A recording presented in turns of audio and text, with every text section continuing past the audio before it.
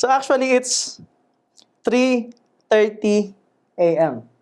And maaga pa tayo mamaya. Ganyan ko kayo kamahal. Kaya mag-subscribe kayo, mag-follow kayo, no? So, yeah.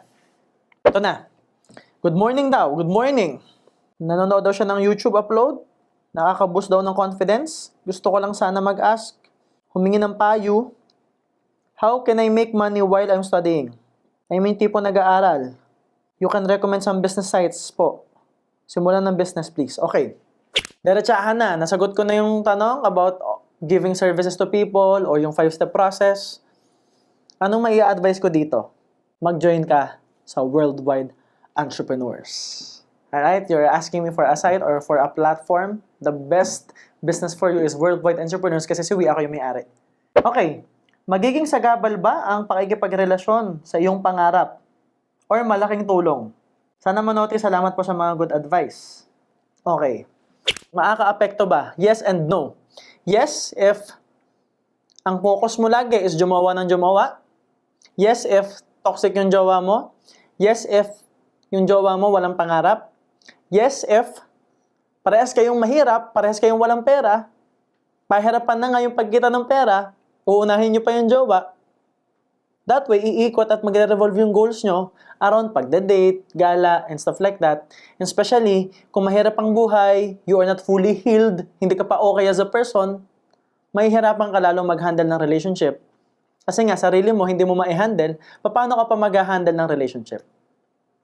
Pero, makakatulong siya if parehas kayo may pangarap, buong-buo na yung confidence mo, wala kang insecurity, kaya mong i-handle yung sarili mo, at makakapag-handle ka pa ng relationship. That way, magiging tulungan kayong dalawa.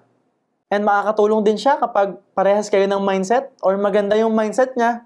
And lastly, sobrang makakatulong siya kung parehas maganda yung attitude nyo.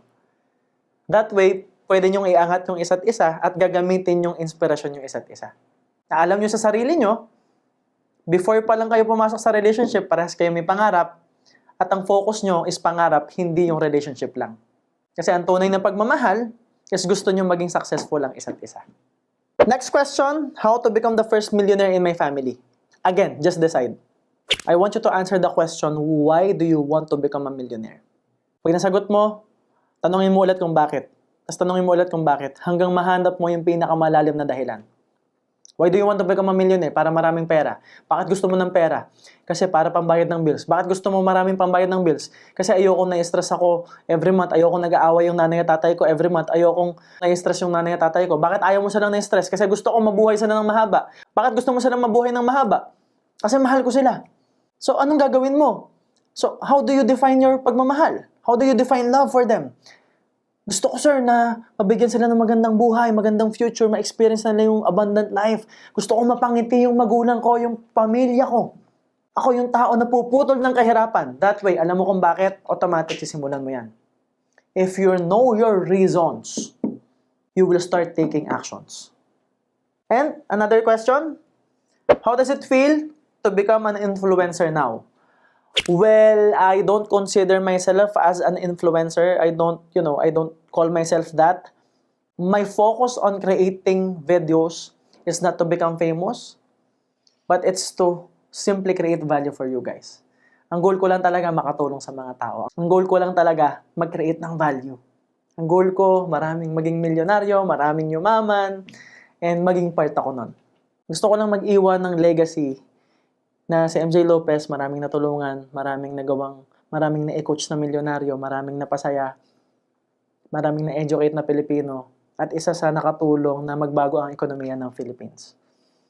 I just have this grandest vision of just simply helping one person at a time. Nagkataon lang na because of the videos we create, dumami ng dumami yung followers, subscribers, and syempre sobrang saya. Sobrang nakaka-amaze, and hanggang ngayon, hindi naman sa hindi makapaniwala. It's just that it's weird sometimes na naglalakad ka sa mall, tapos sikat ka na pala, ganun. Kasi it is something na hindi ko nilalagay sa utak ko. I'm just keeping my head down, face down, work. Just create value, create videos. Tapak lang sa lupa because, Diyan naman tayo nanggaling. So, yeah, masaya, masarap. Ang sarap sa feeling na every time na may mamimit akong follower, nagpapasalamat, nagte-thank you, they're all happy, they wanna take pictures, and I'm really excited to meet you guys. And I just wanna mention, guys, na by the time that you are watching this video, probably ready na yung course natin, and I'm gonna be putting the course sa description and sa comment section. So, yeah, it's nice to be famous. It's really nice. Pero, syempre, ang focus pa rin talaga natin is mag-create ng value para sa inyo. Kaya nga madaling araw na, nagawa pa rin tayo ng video. Medyo humahaba na yung podcast natin, humahaba na yung episode natin. So, ito yung huling question na sasagutin natin. Anong podcast ang palagi mong pinapakinggan, sir? Of course, Principles by MJ Lopez. So, if you like this video, please like. Kasi para malaman namin kung gusto niyo yung ganitong video.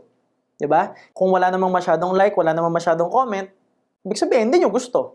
So, hindi na lang tayo sasagot ng mga tanong. Mahala na kayo, diba? Pero if you like this video, if you like videos like this, if you like podcast episodes like this where we answer your questions, please engage, please subscribe, click the notification button. Mag-comment kayo ng mag-comment ng mga tanong nyo at mag-engage kayo sa lahat ng channels natin. Mag-follow kayo, mag-subscribe kayo, and give us a 5-star rating. Because pag naramdaman namin na gusto nyo itong ganito, of course, we will do more for you guys. Yun lang, guys. This is the end of the episode, and always remember that everything good starts with a yes. And yes, my name is MJ Lopez, and see you soon.